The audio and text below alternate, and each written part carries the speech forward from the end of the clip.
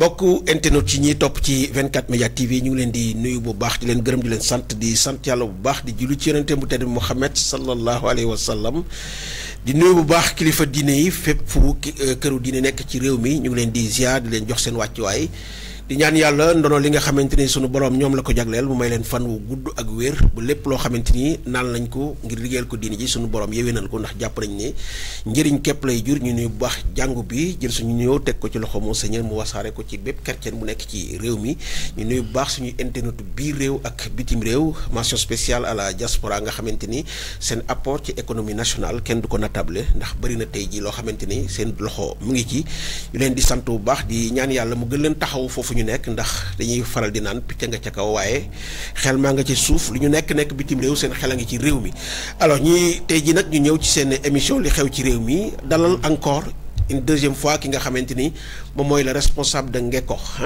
donc le coordonnateur adjoint. le coordonnateur adjoint de Pastef Ngekokh c'est bien ça di Makane Diop ñu bàyyi ko mu nuyoo ak sunu mbokk internet yi laata ñuy sóobu ci li nga xamante ne moom mooy waxtaan wi Makane ñu ngi lay dalal jàmm.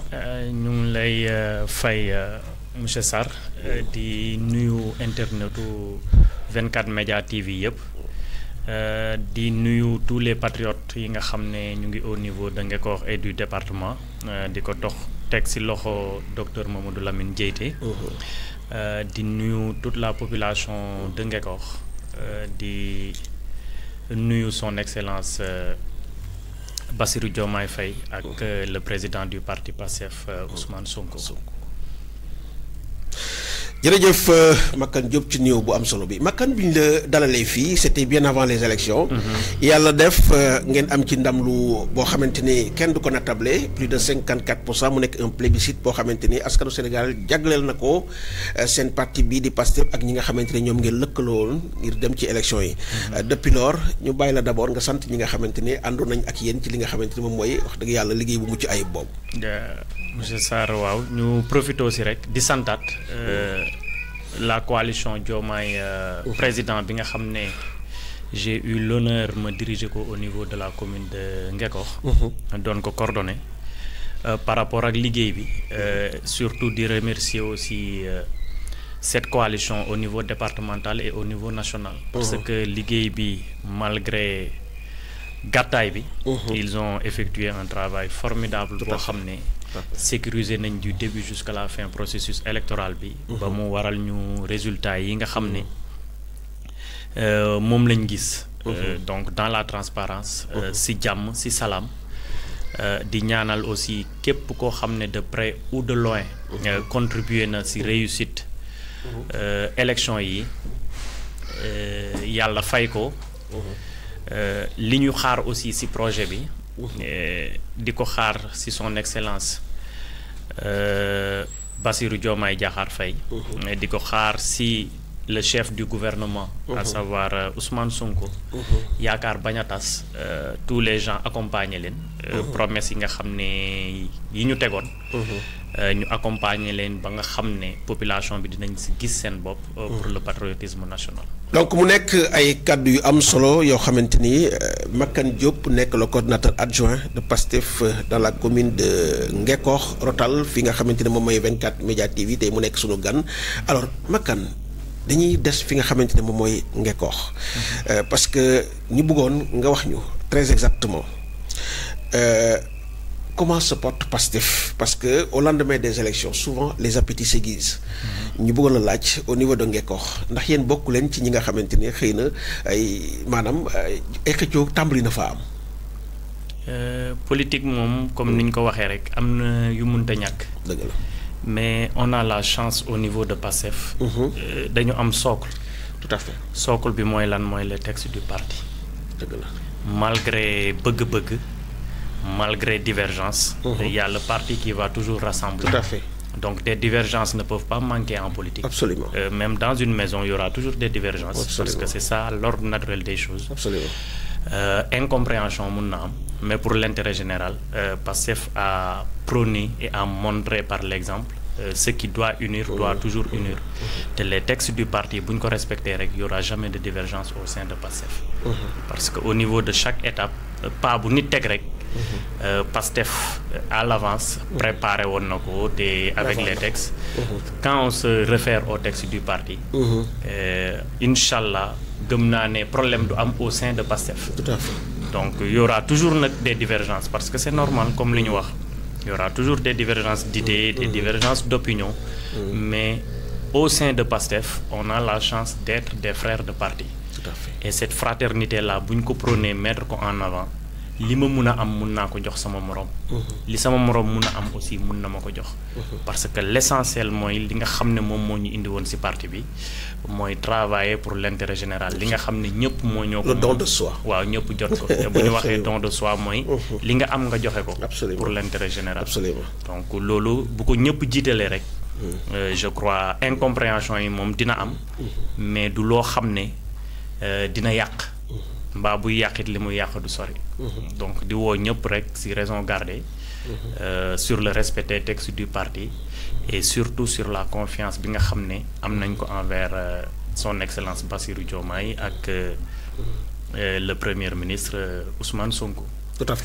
Alors mu nekk kaddu yu am solo yoo xamante ne bettuñu ci jëmm ji ndax ku xam Makan Diop xam ne nit la koo xamante ne ku dal waaye itam koo xamante ne ci lépp lu mu dugg rek da ci li mu koy waxee rek souvent intérêt général la fay jiite daal di fàtte boppam mais boo gisee ba posé la ko parce que souvent c'est ce qui arrive en politique à chaque fois bu fekkee ne ndam am na les démons de la division dañuy daal di dugg si.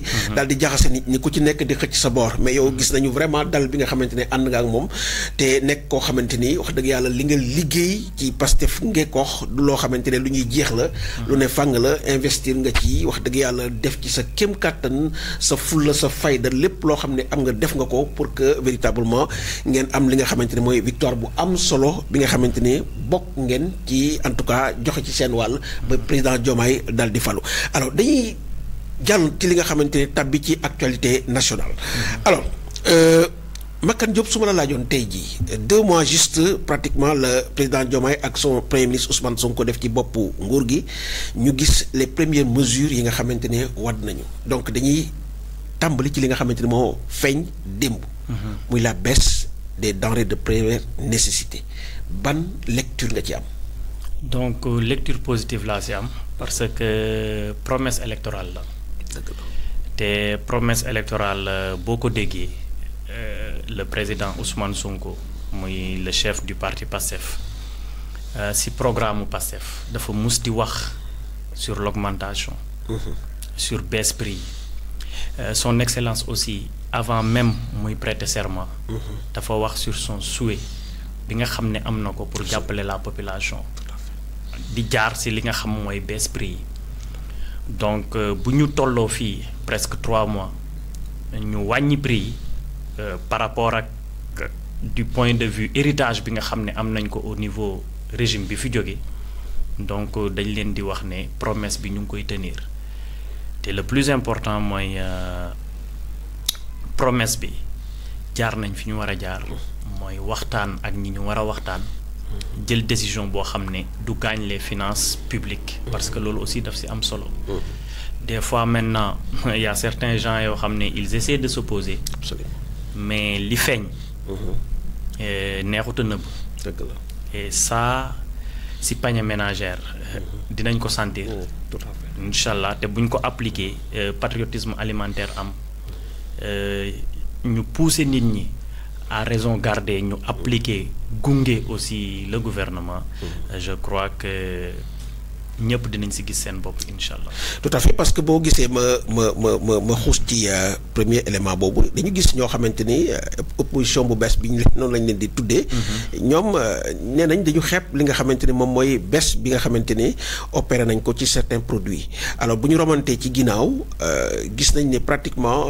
ba cay président Macky Sall di toll pratiquement boo ko xoolee moom itam ay juróomi dërëm la doon wàññeek et cetera donc ñoom dañuy fàtte toujours le contexte mondial ak li nga xamante ne moo xew bref ci àdduna loolu yow tey jii lan nga ci mën a baaxee askanu Sénégal nga xamante ne dañ lay déglu ba nga xam te bañ lën ñi nga xam ne dañuy lëndëmal seen xel. waaw li ci ëpp importance mooy ñu jël exemple petit ménage bi nga xam ne moom lay impacter. dëgg la. Le père de famille bi nga xam ne dina jënd benn saako ceeb jënd 20 litres huile consommer 10 kilogrammes am na bénéfice 4500 4500 mun na fay courant. 4500 mun na fay ndox. et ce n'est pas minime. léegi avant ñuy àgg foofu da ngay xool par exemple l'État peine bi mu am pour accompagner cette population là. baisser prix yi. ba nga xam ne promesse la woon ni ma ko waxee woon ci kaw promesse électorale la woon. ba pare ça tenait à cœur son excellence Bassirou Diomaye Faye. boo jëlee période bii ñu nekk dafa am héritage boo xam ne daf ko fi fekk. dafa fekk taux d'endettement bi àgg ci 80% du PIB. donc 80% de ton produit intérieur brut nga xam ne waroo ko dépasser nga dépasser ko de très loin taux bi. donc loolu la fi fekk.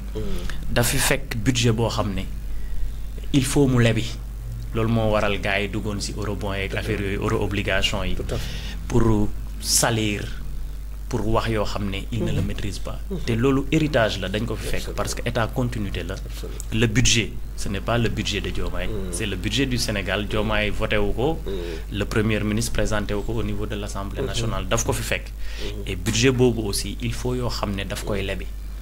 yow période bi ngay leb pour subvenir aux besoins de l'État au fonctionnement et autres période boobu yow tu te soucies des gens yi nga xam ne ñoom ñoo nekk au niveau de la base am ay problème nga ne léegi li nga xam ne matul dinaa sacrifier wu génne ci lu toll ni 53 milliards ak lu ko ëpp pour jàppale leen daanaka 54 waaw daanaka 54 milliards fait. pour jàppale leen au moins ñu am tuuti loo xam ne dinañ fa téyegum bu ñu fa téye au fur et à mesure avec le projet nga xam ne programme de l'économie endogène day reposer sur l'autosuffisance alimentaire ak surtout programme bu ministre de l'agriculture nga xam ne boo jëlee devise am li muy wax mooy son objectif c'est de nourrir le Sénégal waaw lutter contre la faim et la malnutrition donc bu ñu ko tekkee ci wolof mooy dundal réew mi xeex ak xiif ak malnutrition mun nga bañ a xiif mais li ngay lekk du baax li ngay lekk du la amal benn apport donc kooku am objectif ba pare par rapport ak pas yi muy teg par rapport au projet donc une réduction de 20% ci li nga xam ne mooy mbay et pour preuve le programme là PASTEF l'a expérimenté. Parce que si vous vous rappelez, en 2020, PASTEF a lancé le programme des VAP, les vacances agricoles patriotiques. Il a poussé les patriotes yi nga xam ne am nañ champ, ñi nga xam ne bàyyi nañ bay, à retourner vers l'agriculture.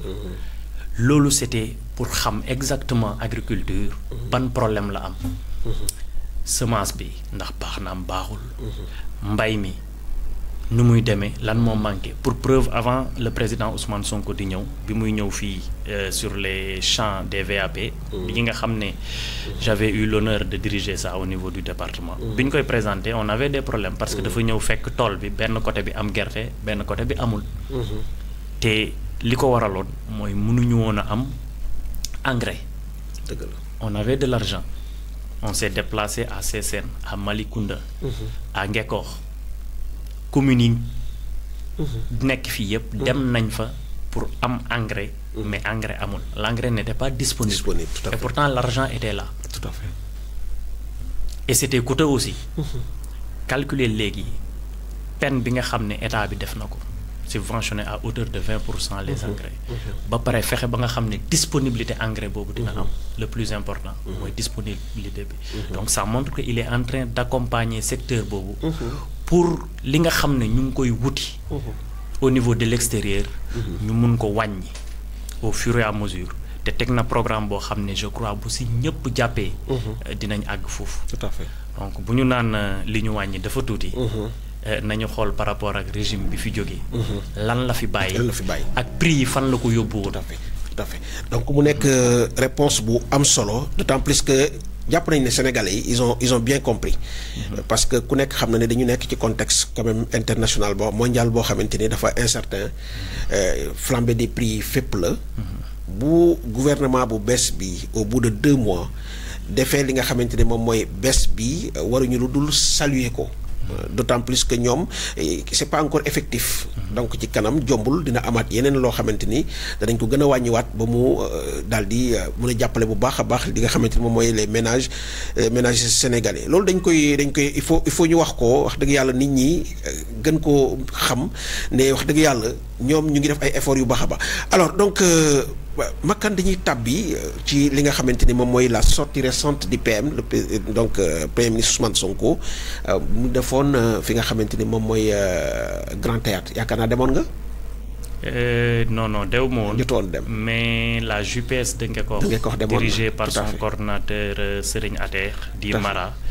ak adjointam defoon nañ une forte délégation. tout à fait ànd ak benn délégation bu am solo bu la JPS départementale. dirigé par Ousmane Sonko Junior. ñu jëloon ñaari bus. au niveau du département. dem répondre à l'appel du président du parti PASTEF. mais bala ñuy dem ci discours bi rek. permettez-moi mu ñëw. allez-y, je vous en prie. surtout sur importation yi nga xam ne par rapport ak wàññi bi ñi nga xam ne ñu ngi dénigrer wàññi beeg affaire yooyu dafa tuuti. maa ngi gis ñuy statut ay 5 francs. ma joxe benn exemple bu tuuti. te kuy sa internet rek na xool moom. ñaata lay bàyyi par mois ci boutique. ci boutique tout à fait. ci loo xam ne weccat la.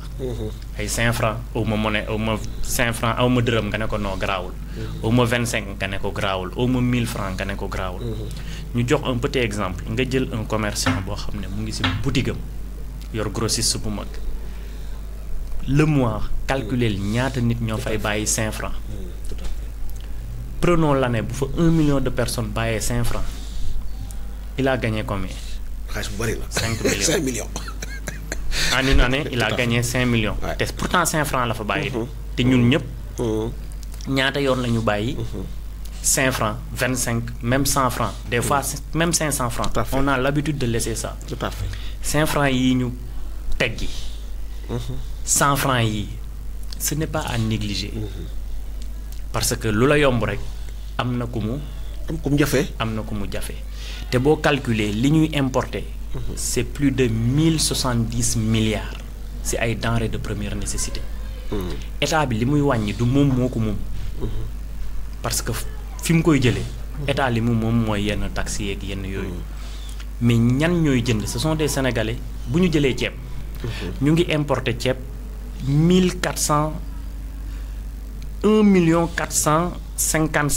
1,457,336 tonnes. tout à fait par année. ñan ñoo koy importer ce n'est pas l'État.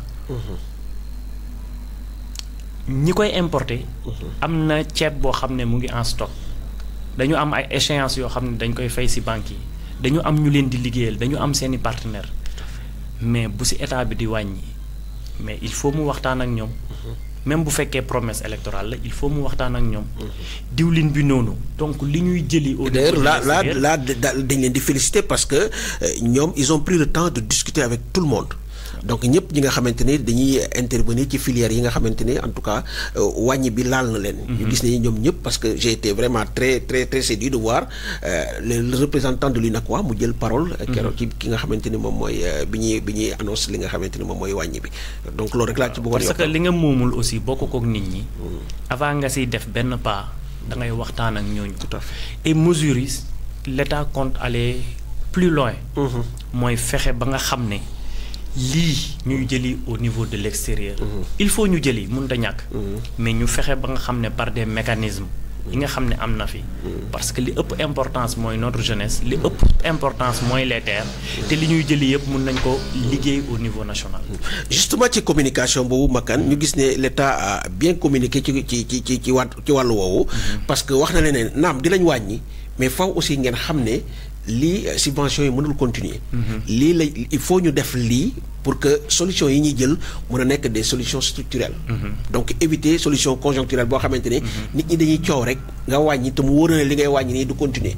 donc ñoom li ñu bëgg mooy une solution structurelle boo xamante ne wax dëgg yàlla ba ilaa yow mi diin Sénégalais yi dootuñu am ces problèmes donc de flambée des prix. nga xamante ni moom la ñuy dund depuis le régime du président Macky Sall communication boobu yow lan nga ciy. waaw li ci am solo mooy xam nga ay nit bu ñu bokkee oto. dañuy yëgoo. dëgg la c'est ça qui est important surtout fi nga xam ne moom la son excellence bugg a yóbbu réew mi. léegi le premier ministre ak waa gouvernement ils sont en phase avec le projet ñi des cette communication elle est nécessaire parce que c'est la population. ñoom ñoo war a xam fan nañ leen di yóbbu. si loolu da nga gis le ministre docteur Mabouba Diagne. mu joxe 22 programmes pour atteindre l'autosuffisance alimentaire. donc nit ki bu xamee fi mu jëm. xam ne lii la bëgg a atteindre mooy autosuffisance alimentaire. pour nga xam ne ay wàññi périodique du am. question bi dafa nekk question bu xóot boo xam ne l'État ne peut pas continuer chaque instant à subventionner. subventionner mënul continuer. parce que finance yi du ko mën. tout à fait li mu mën mooy xam na ne y a un problème. mu teg ay prérequis. te État décelé na ces problèmes là avant même muy toog. indi ay solutions. indi délai boo xam ne ak ay mécanismes yoo xam ne dina fa àgg. si loolu le ministre de l'agriculture est en phase avec le projet. tout à fait mu teg 22 programmes boo xam ne pour atteindre basé sur le riz le blé l'huile le sucre. les fruits et légumes. lait et produits laitiers. te bu ne dalay wax. fi ñu si toll. fi ñu si war a jëm. mécanisme yi ak délai bi nga xam ne war nañ fa àgg. tout à fait donc nit ñi bu ñu planifier loolu di si liggéey. population bi aussi dañu war a am maturité boo xam ne. ak patriotisme boo xam ne dinañ xaar. xam ne du loo xam ne état bi da koy jël si poche bi pour jàppale leen ñu dund. tout à fait Makane est-ce que jàppoo ne aussi. du point de vue communication Pastef dafa xaw a wàcce gardam. parce que lii nii lu leer naññ la. te sénégalais yi peut-être am na ñoo xamante ne xamewuñ ko nii. ndax jàppoo ne communication bi nga xamante ne moom lañ leen xame woon. ngeen di occuper les réseaux sociaux occuper également les plateaux def une communication qui est très claire à l'endroit des sénégalais ndax jàppoo ne bu ngeen yëkkatiwaatoon tuuti garde bi. communiquer bu baax sénégalais yi duñ ko gën a comprendre mu leer ci seen bopp. waaw communication bi dina ñëw. li may wax rek toute transition est difficile. te Pastef est en phase boo xam ne phase de transition la. tout à fait.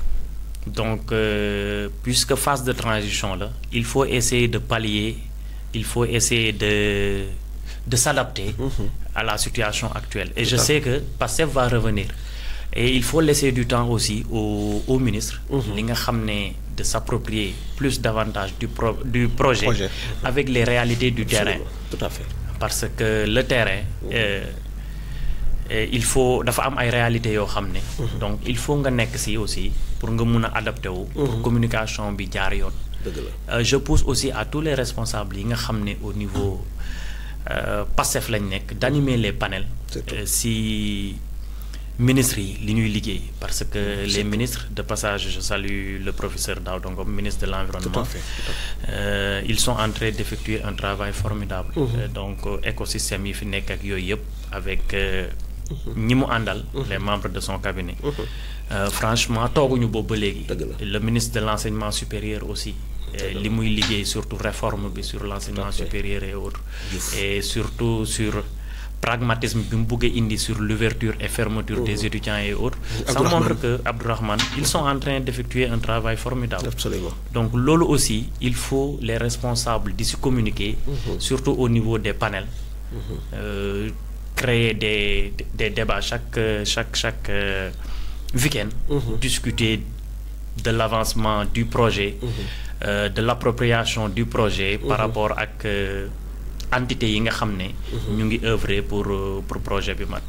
parce que bu ñu ko deful rek l'information sera manipulée. absolument surtout. et information bi bu ñu ko manipuler. surtout. day xaw a jafe. parce que le soubassement du projet. se base sur le patriotisme citoyen. il faut nit ñi xam ne. le développement ñoom ñooy le développement. ñoom bu ñu impliqué woo y aura du développement. bu ñu impliqué wul développement day xaw a jafe. te loolu il faut foo toll aussi pas boo teg pas bu gouvernement bi teg. nga wax ko nit ñi échanger nit ñi joxe seen point de vue aussi. participer sur ce développement là. absolument jërëjëf Makan Diop ma leen di fàttali mooy tey sunu gan ci li xew ci réew mi ñu waxtaan ci lépp loo xamante ni ñeel na actualité fii ci réew mi alors Makan je pense que daal dinañu boucler li nga xamante ni moom mooy lépp lu ñeel wàññi bi nga xamante ni wàññi nañ ko les denrées de première nécessité mën nañ tàbbi ci leneen dem directement ci li nga xamante ni moom mooy la sortie récente du premier ministre Ousmane Sonko foofu ci Grand Théâtre mu nekk une sortie boo xamante ne ça fait couler beaucoup d'eau beaucoup d'encre aussi alors tey jii au regard de tout ce qui se dit autour de cette sortie yow ban posture nga ci am ñii ñu ngi naan donc warutoon dem foofu warutoon organiser un meeting parce que y a des urgences ailleurs et cetera communication bi nee nañ ça a été un peu maladroit yow ban réaction nga ci am s'agissant de la communication comme ni ma ko waxee woon leeral rek le mardi passé en tant que membre de PASTEF je dirais que Ousmane Sonko a fait une très bonne communication. Donc il a fait une très bonne communication. ñiy wax par rapport ak war na ko defam waru ko def c'est le moment ou bien ce n'est pas le moment. ban jour la ko def jour dimanche la. kan moo ko def c'est important parce que c'est le président de PASTEF ce n'est pas le premier ministre. kañ la ko def jouru repos jouru dimanche.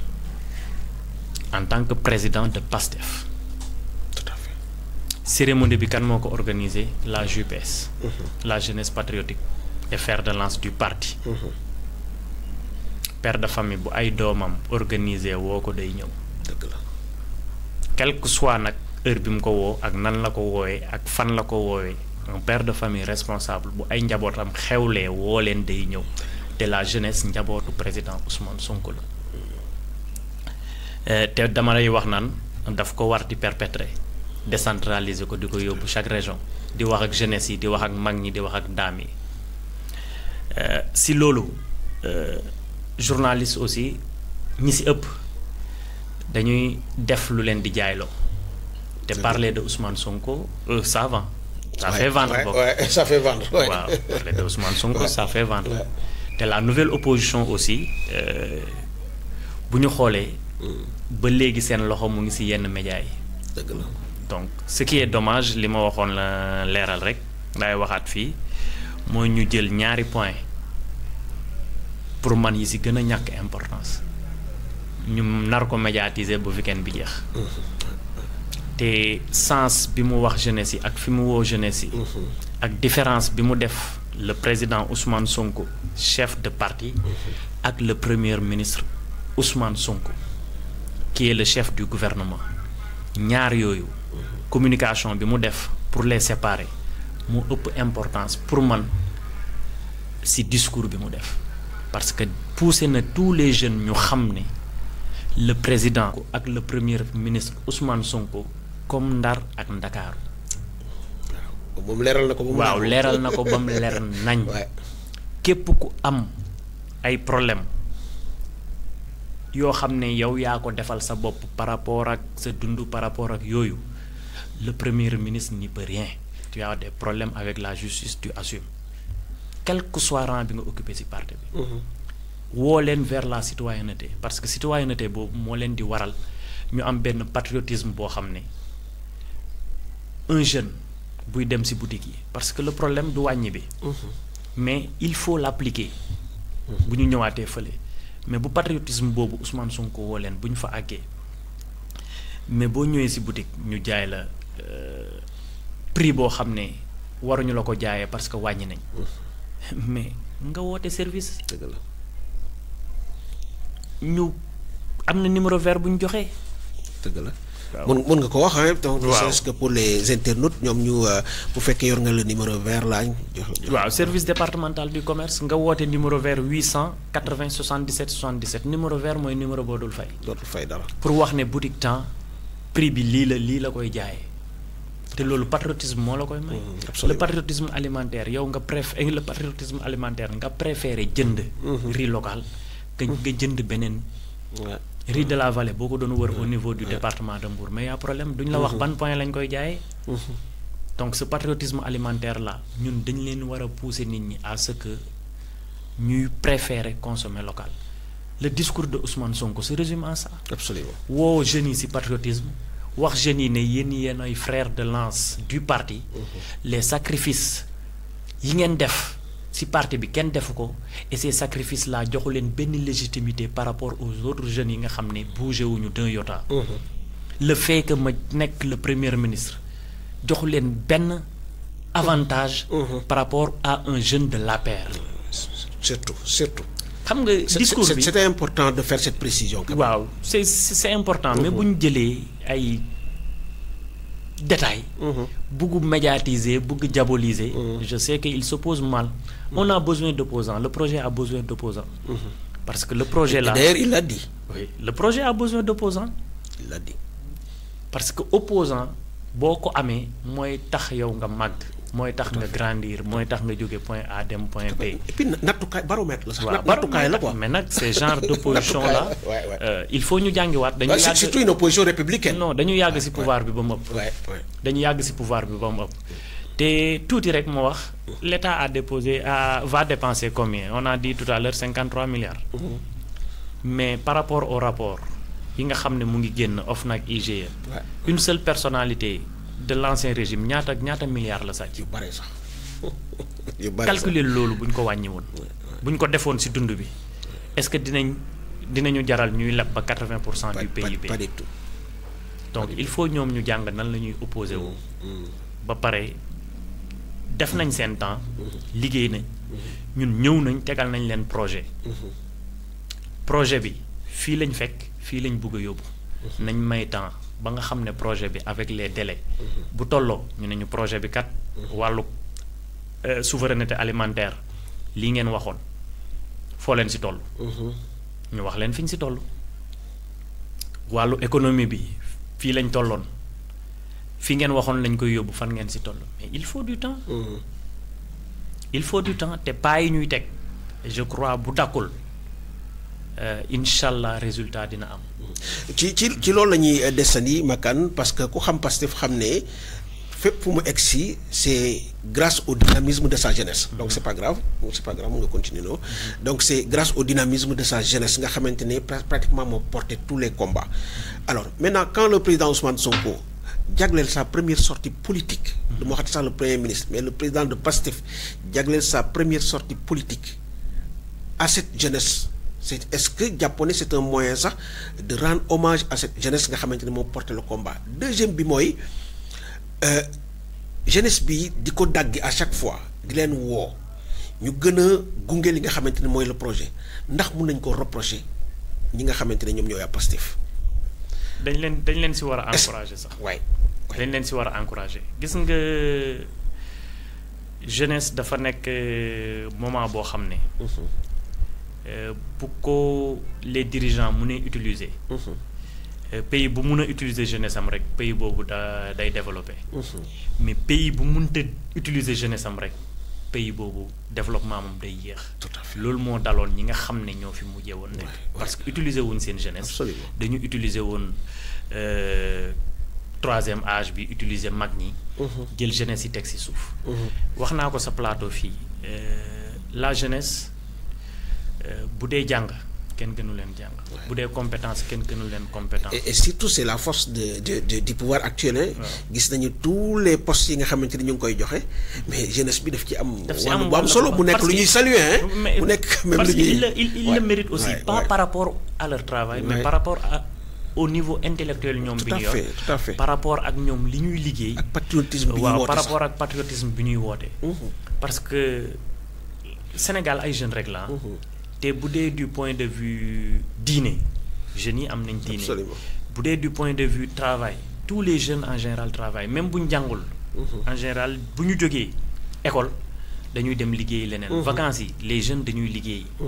donc jom jooju jeunes yi am mais il faut un leader charismatique. absolument bu koy cristalliser quoi ouais. kan moo ko mun a def au niveau du Sénégal ku dul le président Ousmane Sonko. yàlla moo ko may. loolu ku mu naqaree da ngay dee. yàlla moo ko may. bu wootee jeunesse bi ñëw wuyu si ko. yàlla moo ko may bu nee jeunesse bi jub leen jeunesse bi jub. yàlla moo ko may bu nee jeunesse bi def leen lii jeunesse bi déglu ko. ñi ko yàlla may bëriwul. loolu il faut ñu accepter ko. heureusement que moom xam na ko te mu ngi orienter la jeunesse. si jub si jubal ak jubbanti. C'est ça qui est important. te message boobu le journaliste yi war a mettre en avant. justement bu ñu waxee ci journaliste yooyu. wax nga ko communication président Pastef di Ousmane Sonko am na lu bari loo xamante ni lu positif la lu mu fa wax. mais malheureusement dans ce pays les trains qui arrivent à l'heure n'intéressent pas cette presse. parce que bi ñu xëyee gis nañ les titres donc ñu bëri attaque ko surtout pour la question donc des impôts. tey jii au vu de ce qui se passe avec donc le fisc nga xamante ne wax dëgg yàlla bëri na tey ay organes de presse ay maisons de presse yoo xamante ne nekkuñu en règle avec le fisc. tey jii posture gouvernement bi nga xamante ne taxaw na pour que ñoom ñu fay yow lan nga ciy wax. bu ñu nee posture gouvernement bi taxaw na pour ñëpp ñu fay mais xam nga boo nee li ñëpp bokk ñëpp dañ si war a jot. waaye lan la ñëpp bokk mooy traitement bi nga xam ne. war nañ ko def envers chaque personne. ak chaque entreprise chaque entité boo mun a doon même traitement bi la munoo fayloo Sonatel. fayloo ne organe de presse yi duma leen fayloo. dëgg la mais nag ñoom en tant que patriote. bu ñu xamoon ne dañu war a fay à temps. dëgg la y a problème am na ñu fay am na ñu fayul am na ay organe de presse yoo xam ne ba léegi déggoo leen. dëgg la parce que ils sont en règle ñi ngay dégg mooy ñi nga xam ne newuñu en règle. mais le plus important ki doon défendre la presse moom mooy yor gouvernement actuellement. dëgg la mun nga fay mais nag fay dafa am nu muy demee. bu ma leeree ne yow bu ma la faylooyee tey nga tëj et tu fais travailler plus de 20 à 50 pères de famille. mais l'État n'est pas là pour ñàkkloo ñooñu seen liggéey. dëgg la l'État n'est pas là pour ñàkkloo yow li ngay joxe. par at il va trouver des moyens et des consensus yi nga xam ne li nga ko yoreel. di nga ko fay de. dëgg la mais il va t'accompagner. mais li nga ko yoreel di nga ko fay. yenn journalistes yi ak organe de presse yi am raison garder. am na yenn organe de presse nag yoo xam ne franchement par rapport ak li ma dégg ñu wax ko il ne mérite même pas d'exister parce que organe de presse boo xam ne da nga yor benn portefeuille boo xam ne chaque mois dañ lay jox. pour nga publier. surtout révélation yi nga xamante ne Serigne Saliou Gueye def na ko. waaw ñi nga xamante ne il recevait 50 millions par mois et puis dem sax di tirer ci imprimante gratuitement au niveau du Soleil. avec l'argent du contribuable. yéeme na. donc xam nga loolu yëpp bu amee aussi. état xam ko parce que mu ngi def ay enquêtes ay rapports am na yeneen ak yeneen. donc état. justice dafa am pàcc boo xam ne bu ko waree def daf koy doxal. parce que koo xam ne nee na du protéger njabootam. mais du protéger njabootu keneen. parce que l'État ñëpp la njaboote. donc ñi war a fay nañ fay parce que c'est l'argent du contribuable nañ am raison garder wax nan la ñuy fayee discuter ak ñoom ba pare fay. État accompagner leen ba pare li nga xam ne aussi mooy wax dëgg sos baaxul. sos baaxul. bu ma toogoon fii sosal nit mais. dëgg la waruma ko sosal. dëgg la donc bu ma génnee lu ma si fekk ma xam ne man maa ko def te il faut ma assumer ko. tout à fait donc journalistes yi nga xam ne aussi seen rôle mooy sosalaate. nañ gën a professionnel. nañ gën a professionnel man su ma xoolee bu baax sax dama ne Ousmane est en train le président du Pastef Ousmane Sonko. il est en train de rendre service. il les protège même il les protège parce que nit bu fekkee ne dafa am lu gane ci sa profession. da ngaa war a xeex pour que loolu jóge fi. am na ñu cëppalu ci biir presse bi mais def ko en tout cas maanaam loo xamante ni jaarut yoon ñu leen di fay ñuy attaquer ay nit wala di sos wala di wax loo xamante ne yéen maanaam alors lu mel noonu nag bu amee ci biir corporation je pense que Ousmane Sonko bu ko dénoncé ñoom dañ ci war a ànd ak moom sax à la limite donc xeex ba loolu jóg ci li nga xamante ne mooy seen corporation parce que bu ñu waxantee dëgg nag cette presse là. y a beaucoup de choses yoo xamante ne mu ngi ci biir te amu ci place. loolu moo am. loolu moo am te mun nañ joxe exemple bu boo xam ne dal nañu yàggul. benn organe de presse. boo xam ne woo nañ ko pour conférence de presse par rapport ak ay lotissements irréguliers yu am au niveau de notre commune. ñu si doon communiquer moom daf ko bañ a teg. te ki tax tegu ko mais c'est le maire en question. xoolal loolu. parce que bëggul information bi jàll bëggul nit ñi dégg ko. ok parce que li mu def yëpp dara jaaru si yoon du début jusqu'à la fin et pourtant ce journaliste là a été payé pour retenir information. boo xam ne def rétention d'information moom moomu ko. tout à fait. donc loolu rek ça vous donne une idée sur ñi nga xam ne ñenn ñi nga xam ne ñoo nekk ci corporation boobu. tout à fait. donc Ousmane Sonko en disant que sos baaxul nañu bàyyi sosalaate beeg nañu bàyyi lii. c'est pour les protéger. absolument. parce que le plus grand protecteur des journalistes ma répété waat ko. mais c'est le président Ousmane Sonko. tout à fait. en tant que opposant manifestation yépp bu ñu doon def pour yéen ngeen nekk ci yoon pour ñu jàppale leen mais Ousmane Sonko vous a toujours soutenu. tout à fait. tout à fait jërëjëf ñuy fàttali ne Makane Diop moom la ñuy dalal tey ci sunu émission li xew ci réew mi mu nekk le coordinateur adjoint de PASTEF de la commune de Ngekoox ñuy waxtaan ak moom ci lépp loo xamante ni ñeel na actualité. alors Makane dañuy tàbbi ci li nga xamante ni ganesi na ci réew mi muy le premier baril de pétrole bi nga xamante ni génne nañ ko ci sunu suuf si donc alors yow tey jii au vu de ça donc nga xamante ni lu bees la nar a ñëw en tout cas dugg si ci li nga xamante ni moom mooy sunu économie. yàlla yemale ko nag ak yéen nga xamante ne waa Pastef yéen a jël réew mi. tey jii lan nga ci mën a wax. di sant yàlla rek. sant yàlla bu baax a baax a baax a baax ba nga xam ne si premier mandat son excellence Bassirou Diomaye la ñëw. di ñaan yàlla musal ñu si saytaane musal si réew mi yëpp musal si sous-région bi. di magnifier aussi.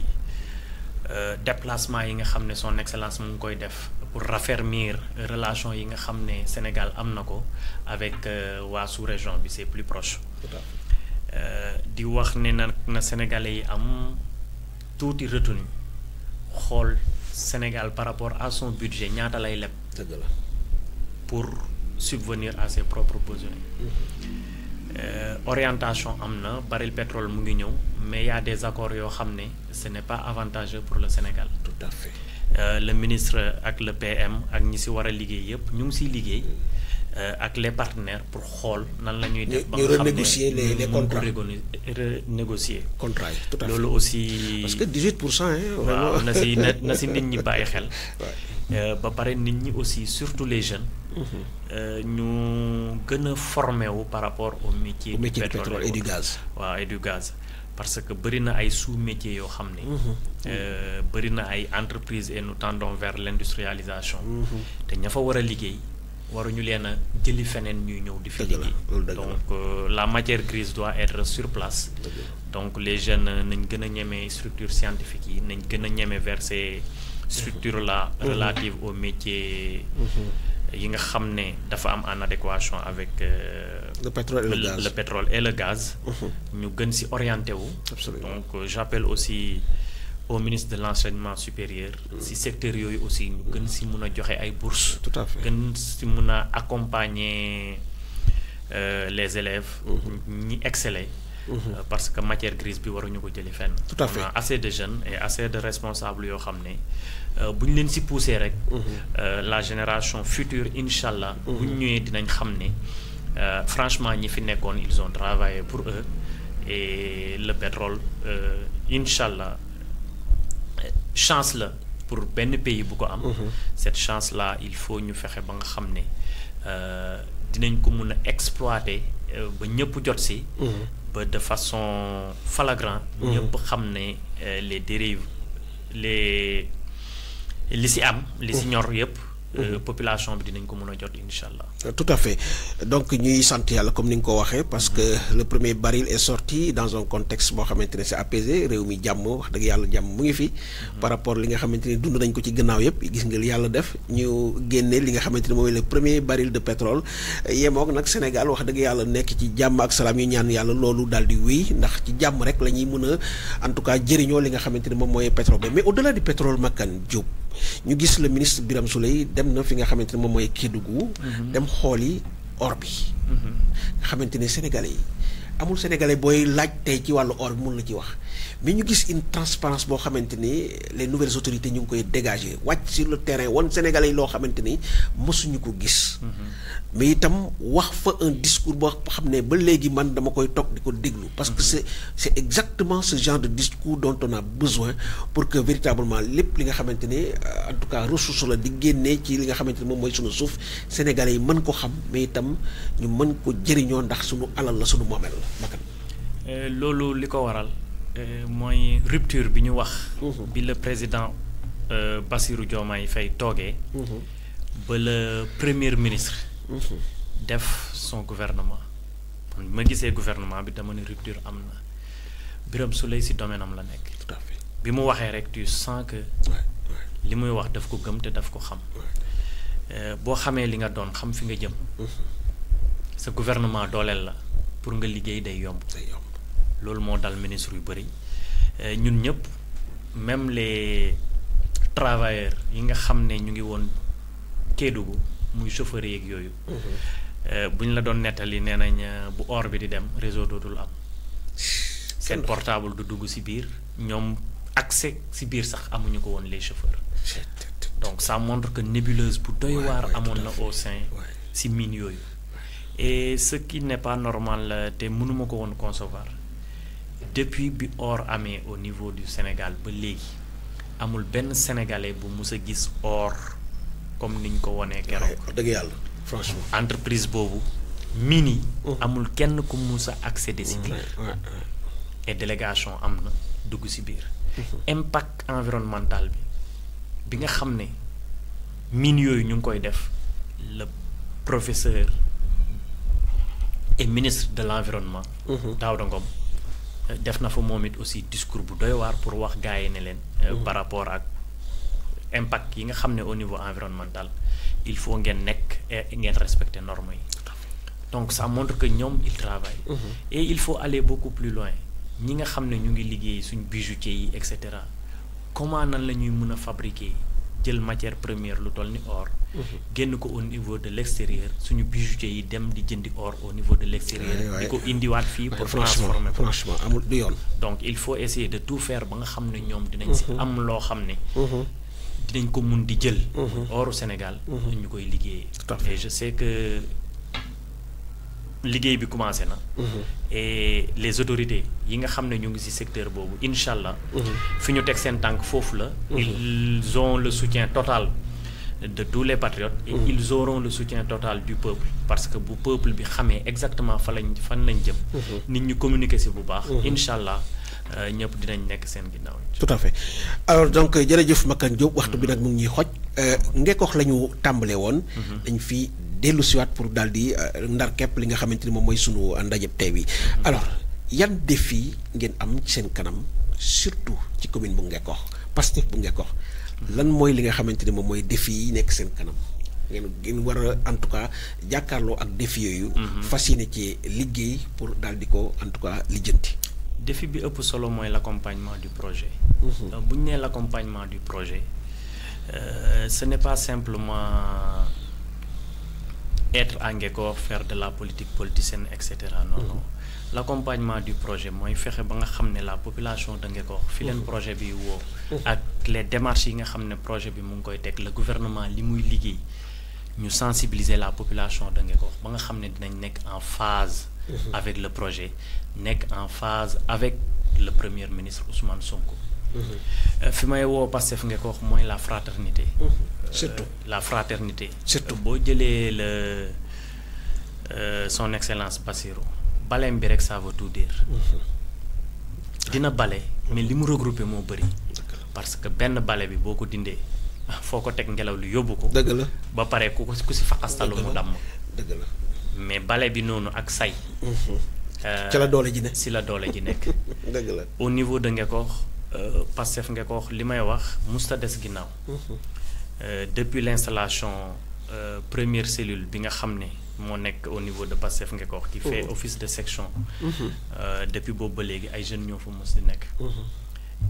dites-vous que première permanence bi Pastef am c'est la section de Pastef Ngekox te ba léegi mu ngi ubbi. donc en 2017 inauguré par le président Ousmane Sonko lui-même. dites-vous que première commune au niveau du département de Mbour, même au niveau du Sénégal, bi gagné ses bureaux de vote au niveau de l'opposition, c'est Pastef Ngekoox.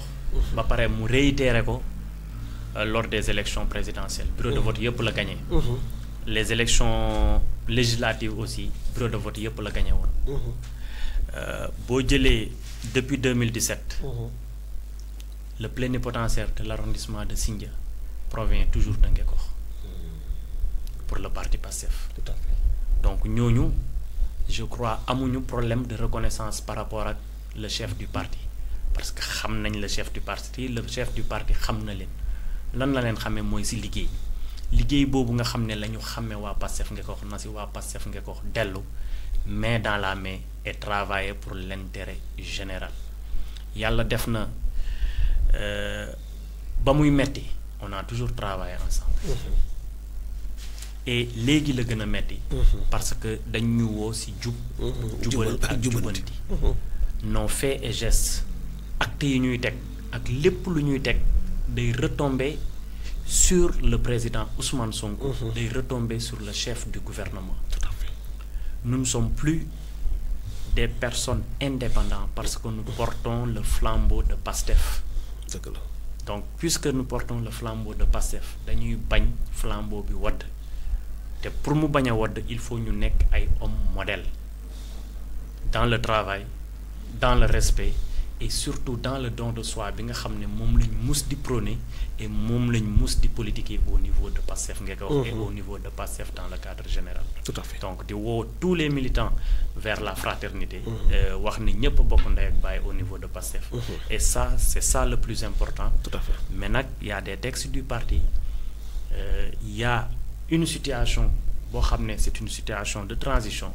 Il faut ñu jaar si avec la tête sur les épaules et en mettant en avant mooy fraternité bi ma wax ak don de soi bi. Tout à fait. Alors mu nekk un message rempli de sens et de sagesse ñu ciy gërëm bu baax ki nga xamante ne moom mooy sunu ganu tey bi di Makane Diop nekk coordonnateur adjoint bu Pastef bu Ngekoox. Alors ñu bàyyi la nga tàggoo balaa ñoo yëkkati jotaay bi. waaw di la sant bu baax a baax di wax ne li nga bëgg yàllaa ko xam yàlla na la ko yàlla defal. 24 médias dem ba nga xam ne dina àgg romb sa njort. yàlla mën na ko yàlla def. di wax ne le monde d'aujourd'hui fierté la, chance la d'avoir contribué pour un patriote si fi nga xam ne moom la le Sénégal toll. Tout à fait. te loolu benn patriote waru ko yàq. Donc nañu teer certains égos muy man muy keneen muy ku mu mën di doon. Il y a beaucoup de gens qui se sont sacrifiés. Même dans l'ombre ñenn ñi xam nañ leen ñenn ñi xamuñu leen mais c'était avec le don de soi. Et ce don de soi là donc ñu ngi si woo ñëpp comme le coordonnateur départemental docteur Dieyte ni mu am di ko wax. D'ailleurs ñu ngi wax ne sax war nañ ko recevoir moom itam. En fait il devait être là mais xam naa li amoon fële moo tax mu absenté woon. Mais ba léegi ñu ngi koy négandi fii ci 24 Média TV. Que je salue de passage moom ak son groupe. mooy la coordination le comité exécutif. Coordination départementale bu Mbour. Qu'ils ont effectué un travail formidable, surtout leur travail de massification. Don de soi bi ñu wone loolu rek franchement pour man exemple la pour tout un jeune boo xam ne il œuvre pour le projet. Donc ils ont effectué un travail formidable et ils continuent d'effectuer ce travail-là. Di remercier tous les responsables communaux du département de Mbour, surtout ceux du Ndiéguém, parce que c'était difficile. Commune boo xam ne commune villageoise la, c'est difficile de faire de la politique là-bas. Tout à fait. Et ils ont réussi à renverser tendance bi. Di remercier le responsable des élections, Loum. Di remercier tous les leaders et responsables de Pastef Ngekoox. Muy les jeunes, muy le mouvement des femmes. jigéenu Pastef dirigé par Oumi. di remercier tous les coordonnateurs de cellules ak waa Ngekoox yëpp. di wax ne nag am na plateforme bu ñu lancé benn collectif. bu mouvement collectif pour le jub le jubal et le jubanti. C'est très bien.